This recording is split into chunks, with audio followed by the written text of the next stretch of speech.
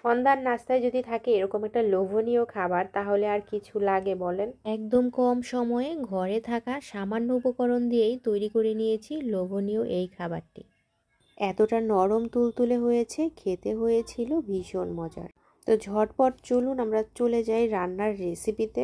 এই নাস্তাটা তৈরি করতে যা যা লাগবে মোটামুটি সেগুলো সবার ঘরেই থাকে। তো প্রথমে আমি একটু জল গরম করে নিয়েছি, এর মধ্যে দিয়ে দিচ্ছি 2টা নুডলস। এখন কাজ হচ্ছে এই নুডলস 2টাকে সিদ্ধ করে নিব। দেখেন নুডলস তো আমরা অনেকভাবেই খেয়ে থাকি, আজকের রেসিপিটা সম্পূর্ণ আলাদা।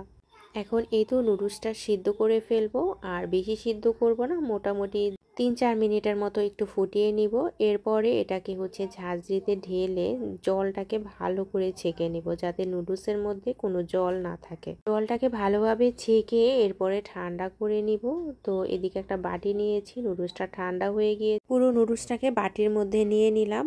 আর নুডলসটা কিন্তু একদম ঠান্ডা। তো এখন এর সাথে যা যা অ্যাড করব সবগুলাও এর সাথে দিয়ে দিব। প্রথমে নিয়ে নিচ্ছি একটা ডিম, দিয়ে দিলাম একটা ডিম ভেঙে। এই পর্যায়ে এখানে দিয়ে দিব চালের গুঁড়ি। আমার ঘরে চালের গুঁড়ি ছিল তাই চালের গুঁড়িটাই দিলাম। যদি চালের গুঁড়ি না থাকে আটা বা সুজি যে কোনো একটা ব্যবহার করতে পারবেন। তো এবারে মিষ্টির জন্য দিয়ে দিচ্ছি চিনি। মিষ্টিটা দিয়ে দিবেন আপনাদের স্বাদ অনুযায়ী। এখন মোটামুটি সবগুলো উপকরণ দেওয়া শেষ। এখন এই সবগুলো উপকরণ ভালোভাবে মিক্সড করে নিব। এখানে কিন্তু আরেকটা জিনিস অ্যাড করা হয়েছে, সেটা লবণ। অল্প একটু পরিমাণে লবণ ব্যবহার করেছি। সবগুলো উপকরণ এখন খুব সুন্দরভাবে ভালো করে মেখে নিব। বাসায় মেহমান যদি আসে, ঝটপট মেহমান বসিয়েও আপনারা এই জিনিসটা তৈরি করে দিতে পারবেন। একদম নতুনত্ব, খেতে কিন্তু ভীষণ ভালো হয়। মাখামাখির কাজ শেষ। এখন একটা প্যান বসিয়ে দিলাম, দিয়ে দিচ্ছি এখানে তেল। আর তেলটাও কিন্তু একদম অল্প পরিমাণে লাগে। কড়াইটাকে একটু ঘুরিয়ে নিচ্ছি তেলটাকে একটু ভালো করেই গরম করে নিব। তারপরে এর মধ্যে তেলটা গরম হয়ে গেলে মেখে রাখা এই যে নুডলসটাকে পুরোটা দিয়ে দিচ্ছি।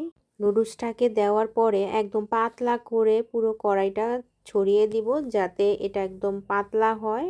আর সুন্দর করে গোল একটা শেপ করে দিচ্ছি। তো ছড়িয়ে দেওয়ার পরে এটাকে চুলার আঁচটা একদম লো করে একটা ঢাকনা দিয়ে ঢেকে প্রায় 10-15 মিনিটের মতো রেখে দিব। একদম অল্প আঁচে এটা আস্তে আস্তে ভিতর থেকে সিদ্ধ হবে। চলে আসলাম কিছুক্ষণ পরে। এখন একটা চামচ নিয়েছি, দেখেন ভেঙে যাচ্ছে। এরপরে আরেকটা, এবার 2টো চামচ নিয়ে একদম উল্টিয়ে নিলাম। দেখেন কালারটা কত সুন্দর হয়েছে, আর একটু হালকা একটু ভাজা ভাজা রং এসেছে।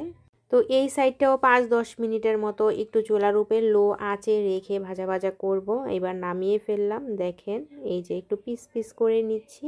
খেতে কিছুটা পিঠার মতো লাগে, আবার কেকের মতো লাগে, মানে 2টা ফ্লেভারই আপনারা পাবেন এই খাবারটিতে। রেসিপিটা আপনাদের কেমন লাগলো অবশ্যই কমেন্টে জানাবেন। সবসময় কিন্তু নুডলস আমরা ঝালঝালি খাই, তো আজকে একটা মিষ্টি আইটেমের রেসিপি নিয়ে আসলাম। তো সবাই ভালো থাকবেন।